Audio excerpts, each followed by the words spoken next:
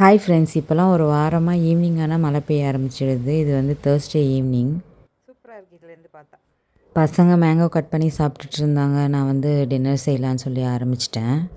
ஒரு 6:30 இருக்கும்போதே நான் ஆரம்பிச்சிட்டேன் குக்கிங்கு. ஏன்னா நூடுல்ஸ் தான் பண்ணலான்னு பிளான் பண்ணியிருந்தேன். கொஞ்சம் சீக்கிரம் சாப்பிட்டா பசங்களுக்கு கொஞ்சம் ஜீரணம் ஆகும் இல்லையா, அதனால சீக்கிரமே செய்ய ஆரம்பிச்சிட்டேன். நார்மல் டைம்லேயுமே பார்த்திங்கன்னா ஒரு 7:30 இருக்கும்போதே பசங்களுக்கு நைட் சாப்பாடு கொடுத்துருவேன். நான் முடிஞ்ச அளவு லேட்டாக கொடுக்குறத அவாய்ட் பண்ணிவிடுவேன். இன்றைக்கி வந்துட்டு நூடுல்ஸ்க்கு சிக்கன் வந்துட்டு மேரினேட் பண்ணி போன்லெஸ் சிக்கன் ஃப்ரை பண்ணி எடுத்துட்டேன். அப்புறம் முட்டையுமே தனியாக ஃப்ரை பண்ணி எடுத்துட்டேன்.